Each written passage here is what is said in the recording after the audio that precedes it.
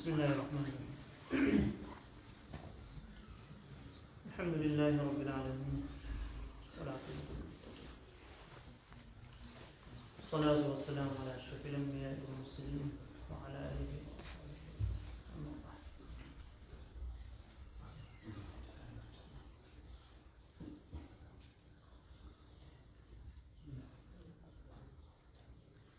الحديث الثاني عن أبي السروعة عقبة بن الحارث رضي الله تعالى عنه قال: صليت وراء النبي صلى الله عليه وسلم بالمدينة العصر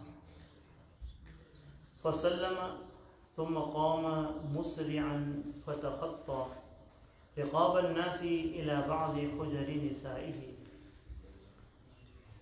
ففزع الناس من سرعته فخرج عليهم فرأى أنهم قد عجبوا من سرعته قال: ذكرت شيئا من تبر عندنا فكرهت أن يحبسني فأمرت بقسمته۔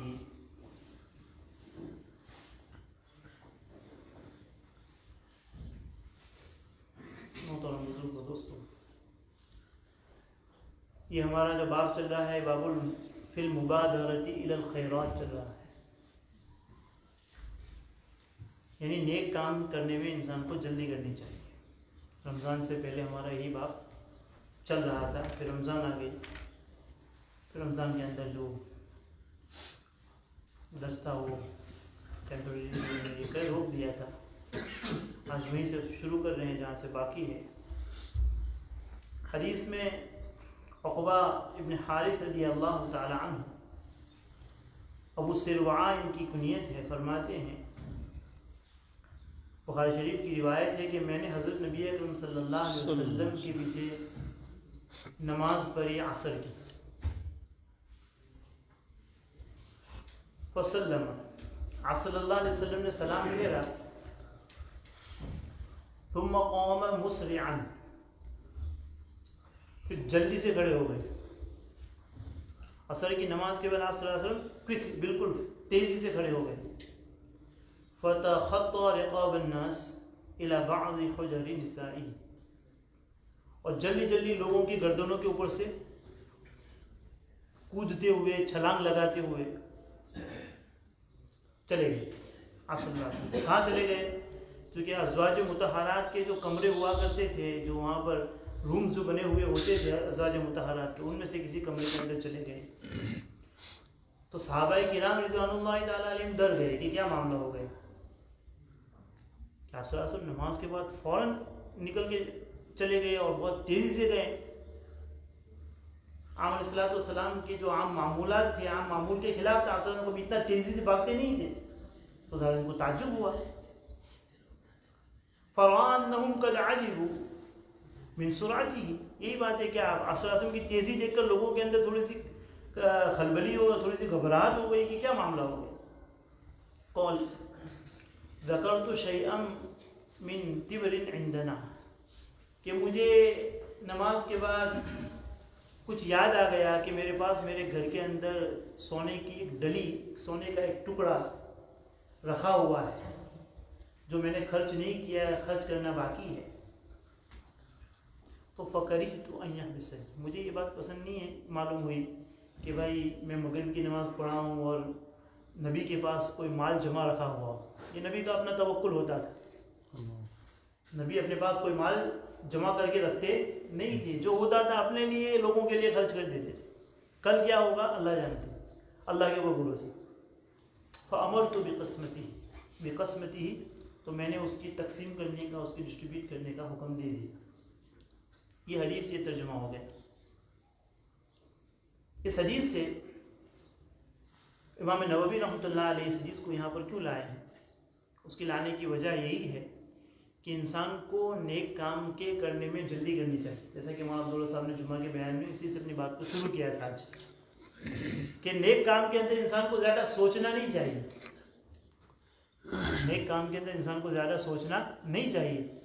نیک کام میں نے رمضان سے پہلے بتایا تھا کہ نیک کام کا جو ارادہ ہے، کسی نیک چیز کا، نیکی کرنے کا جو ارادہ دل میں پیدا ہوتا ہے، وہ ایک اللہ کا مہمان ہوتا ہے۔ انسان کے دل میں نیکی کا جذبہ پیدا ہو، نیکی کا ارادہ پیدا ہو، اچھا کام کرنے کا ارادہ پیدا ہو، یہ اللہ کی طرف سے بھیجا ہوا مہمان ہے.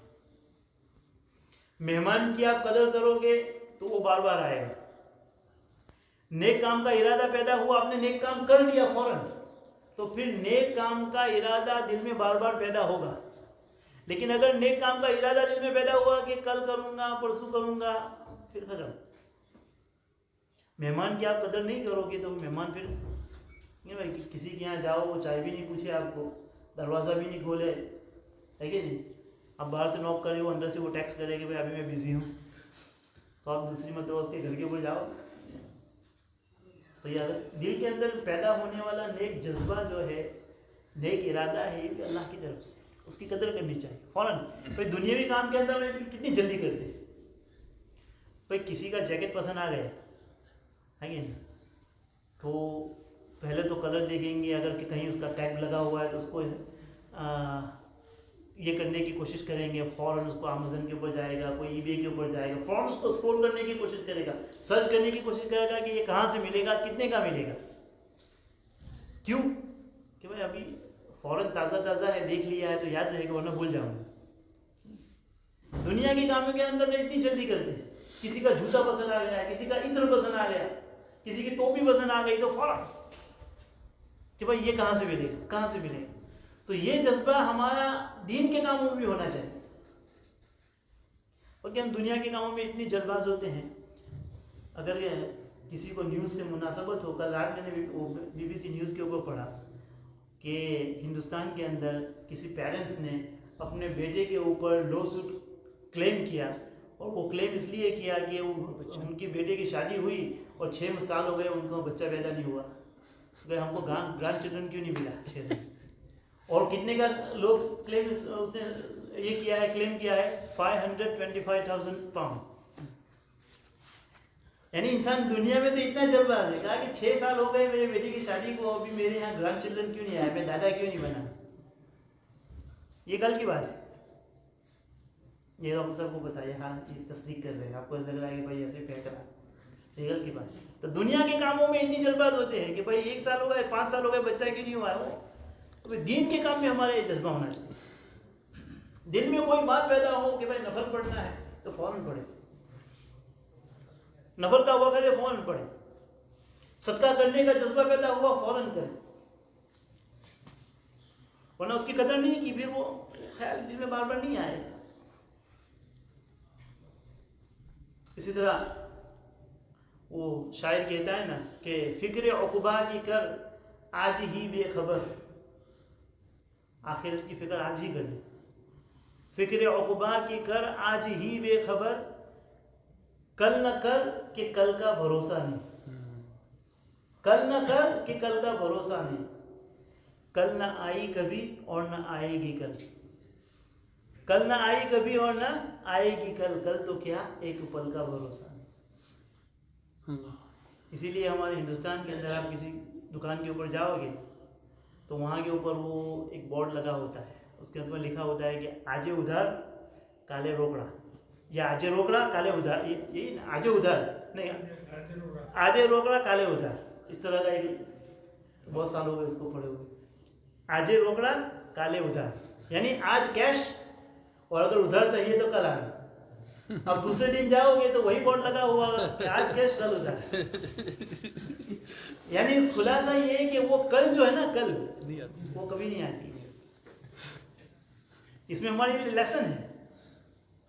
تو یہ ہمیں دین کے معاملے میں بھی یہی کرنا چاہیے کہ آج روکڑا کالے ادھر، کہ آج کیش، جو کرنا ہے آج ہی کرو، جو کرنا ہے کل کا انتظام کرو.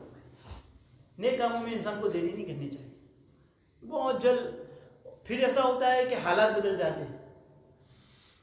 آج انسان تندرست ہے، انسان اٹھ کے تہجد پڑھ سکتا ہے، انسان نفلیں پڑھ سکتا ہے، نہیں، اور کسی کو کیا پتہ ہے، کسی کو موت کا بھروسہ ہے؟ بھائی کوئی موت کا بھروسہ نہیں. کون کہہ سکتا ہے کہ میں اتنا جینے والا ہوں؟ اللہ ہم سب کی حفاظت فرمائے. لیکن کوئی بیماری آ گئی، کل انسان بیمار ہو گیا، جو آج 10 پارے پڑھ سکتا تھا کل قرآن بھی نہیں پڑھ سکتا. جو صبح میں اٹھ سکتا تھا، جو مسجدوں میں پہلی صف میں تھا، مسجد میں نہیں آ سکتا. تو یہ اللہ کی طرف سے بھائی اس کی کیا کرنی چاہیے، ہم کو قدر کرنی چاہیے. تو یہ پہلی چیز جو ہم کو حدیث سے یہ معلوم ہوئی کہ انسان کو نیک کام کرنے میں کیا کرنی چاہیے بھائی، جلدی کرنی چاہیے، اس میں دیری کرنے میں فائدہ نہیں ہے. اور دوسری چیز جو حدیث سے ہم کو معلوم ہوئی کہ حضرت نبی اکرم صلی اللہ علیہ وسلم کو بھی عمل کی ضرورت تھی. آپ علیہ الصلوۃ والسلام کو بھی عمل کرنے کی ضرورت تھی. حالانکہ نبی اکرم صلی اللہ علیہ وسلم کو تو یہ پہلے سے بتلا دیا گیا تھا کہ بھائی جنتی ہے، آپ جنت میں یہ مقام ہے، جنت الفردوس آپ کے لیے ہے، کوثر آپ کے لیے دیا گیا ہے. لیکن آپ صلی اللہ علیہ وسلم اس کے اوپر بھروسہ کر کے بیٹھے نہیں رہے کہ آپ نے تو جنت میں جانا ہے نا، عمل کرنے کی ضرورت کیا ہے. نہیں، نبی اکرم صلی اللہ علیہ وسلم اللہ کے وعدوں کے اوپر اطمینان ہو کر، مطمئن ہو کر بیٹھے نہیں رہے کہ بھائی آپ نے کو تو جنت میں جانا ہے. عمل کرتے تھے، کوشش کرتے تھے، ہر وقت کوشش کرتے رہتے. یہ جو آپ صلی اللہ علیہ وسلم نے اتنی جلدی کی، جلدی سے گئے، یہ نبی کا عمل ہے. نبی اکرم صلی اللہ علیہ وسلم ہم کو اپنے عمل کے ذریعے سکھا رہے ہیں کہ بھائی نبی اکرم صلی اللہ علیہ وسلم کو نماز کے بعد یاد آیا کہ میرے گھر کے اندر کوئی سونا پڑا ہوا ہے، ٹھیک ہے، تو کیا آپ صلی اللہ علیہ وسلم 10 منٹ کے بعد بھی جا سکتے تھے، 15 منٹ کی بعد بھی جا سکتے تھے، اس کو مغرب کے بعد تقسیم کر سکتے تھے، عشاء کے بعد تقسیم کر سکتے تھے. لیکن اتنی جلدی کیوں گئے؟ اس میں امت کے لیے عمل، امت کے لیے رہنمائی ہے، امت کے لیے سبق ہے کہ جب نبی ہو کر وہ عمل کا محتاج ہے کہ بھائی کہیں، اس لیے تو نبی علیہ السلام کیا فرماتے ہیں کہ میں ایک طرف سلام پھیرتا ہوں تو مجھے امید نہیں ہوتی ہے کہ میں دوسری طرف سلام پھیروں. آپ صلی اللہ علیہ وسلم کو موت کا اس قدر استعزاء تھا، اور ہم کو تو ماشاءاللہ اتنی لمبی لمبی امیدیں ہوتی ہیں کہ ہمارے تو اگلے 10-15 سال کے پلاننگس ہوتے ہیں. یہاں تو نبی کا ایک دوسری طرف سلام کا یہ نہیں ہے، ہمارے تو 20-20 سال کی پلاننگ چلتی ہے، اور ہمارے پلاننگس بھی ایسے ہوتے ہیں کہ جیسے ہم کو تو مرنا ہی نہیں ہے. اللہ سب کے عمر میں برکت عطا فرمائے. آمین. تو یہاں نبی کا عمل بتا رہا ہے کہ جلدی کریں، اور نبی خود عمل کا محتاج ہے. پر اس کی کیا نبی کو ضرورت تھی جلدی جلدی جانے کی اور تقسیم کرنے کی، کسی کو کہنے کے بعد اس کو تقسیم کر دو؟ لیکن نبی بتا رہے ہیں کہ بھائی عمل کے بغیر کام چلنے والا نہیں. ان الذین آمنوا وعملوا الصالحات، جہاں بھی جائیں گے آمنو ہوگا، پھر وعملوا الصالحات آئے گا. ایمان لائے، عمل صالح کیا، ایمان لائے، عمل صالح کیا، عمل صالح کیا تو پھر آگے جنت کی بشارت. اس لیے عمل صالح میں انسان کو جلدی کرنی چاہیے، یہ بتا رہے ہیں. اسی لیے ایک جگہ کے اوپر نبی اکرم صلی اللہ علیہ وسلم کو پوچھا گیا ہے، خود نبی بھی عمل کا محتاج ہو جاتا ہے، کہ حضرت نبی اکرم صلی اللہ علیہ وسلم نے فرمایا کہ کوئی بھی اپنے عمل کی بنیاد پر جنت میں نہیں جائے گا. صحابہ نے پوچھا کہ اللہ کے لیے حبیب آپ بھی؟ تو کہا کہ ہاں میں بھی، عمل یعنی عمل میں بھی کرتا ہوں، لیکن میرا عمل بھی مجھے جنت میں لے جانے کے لیے کافی نہیں ہے. الا ان یتغمدنی اللہ برحمتہ، جب تک اللہ کی رحمت شامل حال نہیں ہوگی تب تک کوئی انسان جنت میں نہیں جا سکتا. بے شک. ہاں، کیونکہ قرآن کے اندر بہت ساری، کسی کو سوال ہوگا کہ قرآن کے اندر بہت ساری آیات ہے کہ جس کے اندر یہ کہا گیا ہے کہ انسان کو جنت اس کے عمل کے بدلے میں ملے گی. یہاں نبی منع فرما رہا ہے کہ انسان اپنے عمل سے جنت میں نہیں جائے گا. حالانکہ قرآن کی بہت ساری آیات ہے جس میں یہ پتہ چلتا ہے کہ انسان کو جنت میں لے جانے کے لیے اس کے اعمال ہوں گے. کسی نے بہت اچھا جواب دیا ہے، کہہ رہے ہیں کہ انسان کی جنت کی انٹری جو ہے نا وہ اللہ کے فضل سے ہوگی. جنت میں انسان اللہ کے فضل ہی سے جائے گا. پھر جنت میں جو الگ الگ سٹیٹس ہے، الگ الگ جو درجات ہیں، نچلا لیول ہوگا 3 سٹار 5 سٹار 7 سٹار 9 سٹار، جو الگ الگ جنت بھی الگ الگ ہوگی بھائی، ہے کہ نہیں؟ سب سے اعلیٰ جنت الفردوس، اللہ ہم سب کو نصیب فرمائے. تو وہ پھر انسان کے عمل کے اعتبار سے ہوگی. جیسا جیسا عمل ہوگا انسان کا جنت کے اندر ایسا ایسا کیا ہوگا بھائی، درجہ ہوگا، ہے کہ نہیں؟ اسی لیے بہت سی مرتبہ ہے کہ بھائی ایک انسان جنت کے اعلیٰ درجے میں ہوگا، اوپر کے درجے میں ہوگا، تو جس سبحان اللہ الحمدللہ کا آج ہم حقیر اور چھوٹا سمجھتے ہیں، وہ اس کو پوچھا جائے گا اس کی کہ بھائی تجھے جنت کا یہ اعلیٰ درجہ کیسے ملا؟ تو صرف کیا کہا؟ تو اس نے اپنی زندگی میں ایک سبحان اللہ اس سے زیادہ کہا ہوگا. سبحان اللہ. ابھی اس کی قدر معلوم نہیں ہوگی. انسان وہاں جائے گا تب پتہ چلے گا کہ ایک سبحان اللہ کتنی قیمتی ہے میری زندگی کی، لیکن جس کو ہم نے گنوا دیا. تو بھائی دوسری چیز یہاں سے یہ معلوم ہوئی کہ خود نبی اکرم صلی اللہ علیہ وسلم بھی کیا تھے؟ عمل کے محتاج تھے. اور خود ہمیں بھی عمل کی کیا کرنی چاہیے؟ کوشش کرنی چاہیے. عمل کو حقیر چھوٹا نہیں جاننا چاہیے، عمل کے اندر کوشش کرنی چاہیے. تیسری بات اس حدیث سے ہم کو یہ معلوم ہوئی کہ امام کو اگر کبھی ضرورت ہو تو وہ نماز کے بعد فوراً جا سکتا ہے. یہاں پر عصر کی نماز کا ذکر ہے کہ حضرت نبی اکرم صلی اللہ علیہ وسلم نے سلام پھیرا اور فوراً نکلے بھاگے. اس سے پتہ چلتا ہے کہ آپ علیہ السلام کا معمول عصر کے بعد بیٹھنے کا تھا صحابہ کے پاس، جس طرح ہمارے بیٹھے تسبیح وغیرہ پڑھتے ہیں. لیکن یہ چیز خلاف معمول تھی. اس کی دلیل یہ ہے کہ صحابہ کے دل میں گھبراہٹ پیدا ہو گئی کہ نبی تو روزانہ بیٹھتے ہیں، آج کیوں چلے گئے؟ آج کیوں چلے گئے؟ تو اس سے امت کے لیے تو مسئلہ یہ ہے کہ اگر کبھی امام کو ایسی ضرورت پیش آ جائے تو امام لوگوں کو پھلانگ کر، لوگوں کی گردنیں چھلانگ کر جا سکتا ہے. یعنی اب مسجد نبوی کو ہماری مسجد پر قیاس نہ کرے کہ بھائی یہاں سے ہم نکلیں گے تو کسی کوئی راستے میں نہیں آئے گا. بھائی وہاں تو ایک ہی انٹرنس، چھوٹی سی مسجد، ایک ہی انٹرنس سے آنا ہے، ایک ہی انٹرنس سے نکلنا ہے. تو وہاں تو لا محالہ کوئی دوسرا ایگزٹ نہیں ہے کہ آپ وہاں سے نکلیں گے. وہاں تو صحابہ کو کود کر ہی جانا پڑے گا. بس میں اور ضرورت کے وقت انسان بھیڑ کے اندر سے، رش کے اندر سے، لوگوں کی گردنوں کے اوپر سے نکل سکتا ہے. جو حدیث کے اندر ممانعت آئی ہے کہ بھائی انسان جب مسجد میں آئے اس کو جہاں جگہ ملے بیٹھ جائے. لوگوں کی گردنیں پھلانگ پھلانگ کر آگے گھسنے کی کوشش نہ کرے. آگے گھسنے کی کیا نہ کرے؟ کوشش نہ کرے. اسی لیے بخاری شریفی کی روایت ہے کہ اللہ کے نبی صلی اللہ علیہ وسلم خطبہ دے رہے تھے. ایک صحابی کو دیکھا کہ لوگ مسجد کے اندر بیٹھے ہوئے ہیں، تو وہ بعض لوگوں کی عادت ہوتی ہے تو وہ یہاں سے گھسے، وہاں سے گھسے، اس کی گردن کے اوپر سے کیا ہے. تو نبی اکرم صلی اللہ علیہ وسلم نے خطبے کے درمیان، حالانکہ خطبے کے درمیان آپ صلی اللہ علیہ وسلم کا معمول نہیں تھا، لیکن خطبے کے درمیان آپ صلی اللہ علیہ وسلم نے فرمایا کہ اجلس فقد آذیت، کہ بیٹھ جاؤ اپنی جگہ کے اوپر، تم لوگوں کو تکلیف پہنچا رہے ہو. تم لوگوں کو کیا پہنچا رہے ہو؟ تکلیف پہنچا رہے ہو. تو عام حالات میں اس کی اجازت نہیں ہے، لیکن ضرورت ہو تو امام اپنی جگہ سے اٹھ سکتا ہے، جا سکتا ہے. کہ بھائی امام کو کوئی ضرورت پیش آ گئی، امام کا وضو ٹوٹ گیا، یا امام کو کسی چیز کا تقاضا ہے، اس کو فوراً کوئی چیز آ گئی، یاد آ گئی جس کو کرنا ضروری ہے، تو آپ کو گھبرانے کی ضرورت نہیں ہے. یعنی یہ ان چیزوں کا ہمارے لیے جاننا ضروری ہے کہ بھائی یہ آج کیوں بھاگ گئے امام صاحب. تو اگر یہ چیزیں ہم کو اسی لیے کہا جاتا ہے کہ جب ایسے دروس وغیرہ میں بیٹھتے ہیں تو شرعی مسائل، شرعی چیزیں ہم کو پتہ ہوتی ہے، تو ایسی کوئی چیز ہمارے سامنے پیش آتی ہے تو انسان پھر اس کو باہر جا کر اس کا یہ نہیں بناتا کہ بھائی یہ کیا ہو گیا، ایسا کیوں ہو گیا. انسان کو پتہ ہوتی ہے کہ بھائی یہ نارمل چیز ہے، یہ کیا ہے. تو دوسری اس بات سے یہ بھی پتہ چل گئی، دوسری بات جو پتہ چلی کہ خود نبی کو عمل کی ضرورت تھی. تیسری بات اس سے یہ پتہ چلی کہ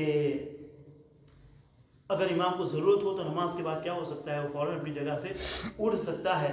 اور اگر ضرورت ہو تو امام لوگوں کی گردن پھلانگ کر ضرورت کے وقت انسان کیا کر سکتا ہے؟ بھیڑ کے اندر سے گزر سکتا ہے. چوتھی چیز حدیث سے ہم کو یہ معلوم ہوئی کہ حضرت نبی اکرم صلی اللہ علیہ وسلم انسانوں کی طرح ایک انسان تھے. انسانوں کی طرح کیا تھے بھائی؟ ایک انسان. انسانوں کی طرح انسان کا کیا مطلب؟ کیا علیہ الصلوۃ والسلام کوئی فرشتے نہیں تھے؟ یہی تو مشرکین کو اعتراض تھا. ما لهذا الرسول یاکل الطعام ویمشی فی الاسواق، یہ کیسا نبی ہے؟ یہ تو کھانا بھی کھاتا ہے، یہ تو پیزا بھی کھاتا ہے، کہ یہ تو بازاروں میں بھی گھومتا ہے. یہی تو ان کو اعتراض تھا.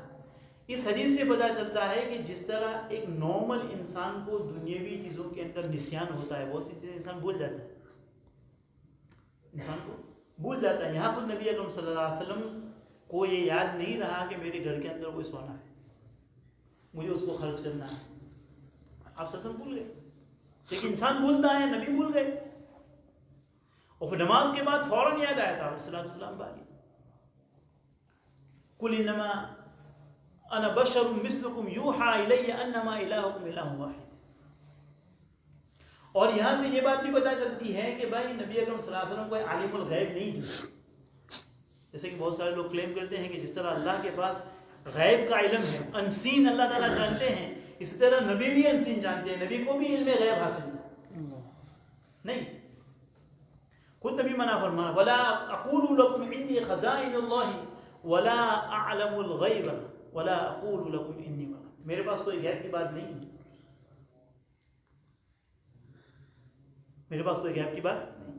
یعنی یہاں سے بات پتہ چلتی ہے کہ نبی کو ایک چیز معلوم تھی, نبی اس چیز کو بھول گئے.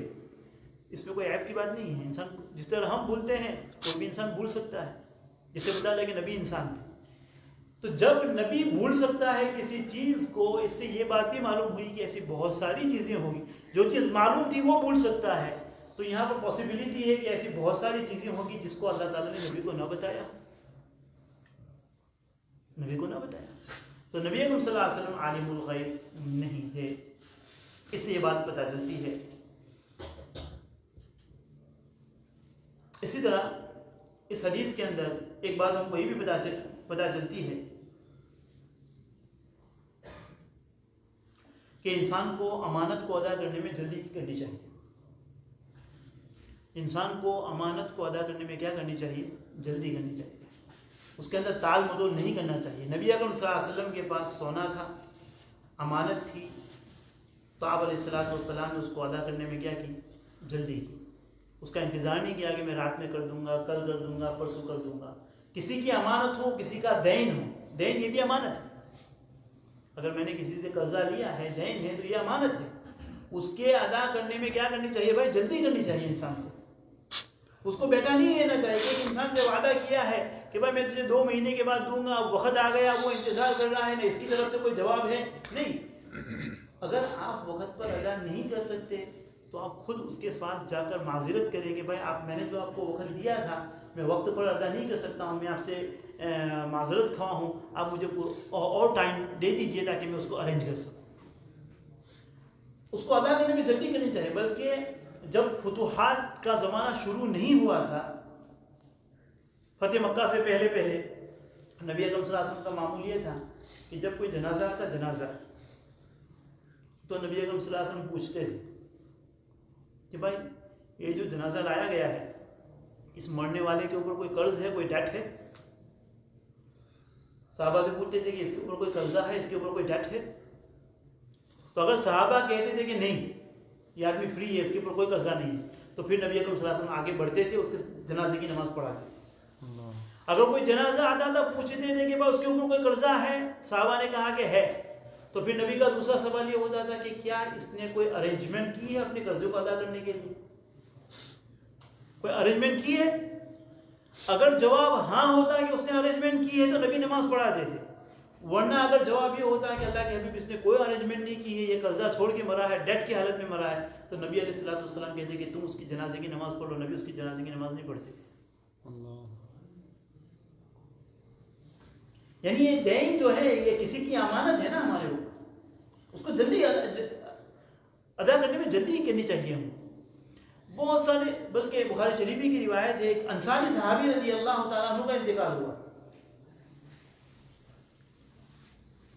نبی اکرم صلی اللہ علیہ وسلم نے پوچھا کہ ان کے اوپر کوئی ڈیٹ ہے, کوئی قرضہ ہے؟ تو کسی نے کہا کہ اللہ کے 3 دینار. کتنے؟ 3 دینار, اونلی 3.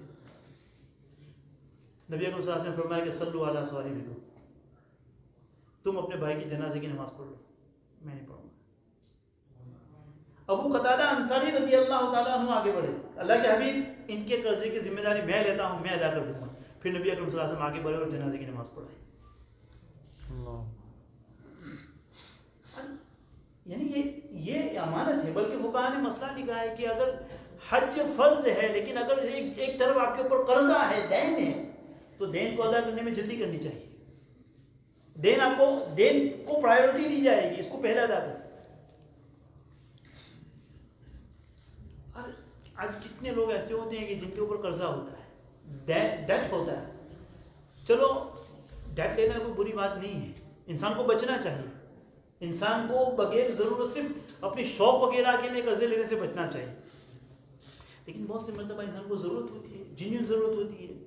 بہت سارے لوگ مجبور ہوتے ہیں, بہت ساری چیز نہیں افورڈ کر سکتے ہیں, تو ان کو لوگوں کے پاس قرضہ لینے کی ضرورت پڑتی ہے. لیکن پھر ظلم یہ ہوتا ہے کہ ان کے پاس بینکوں کے اندر پیسے پڑے ہوتے ہیں لیکن وہ قرضہ ادا نہیں کرتے. اور یہ قرضہ میں انسانوں کے قرضے کی نہیں, اس میں بینک کا قرضہ بھی ہے. ابھی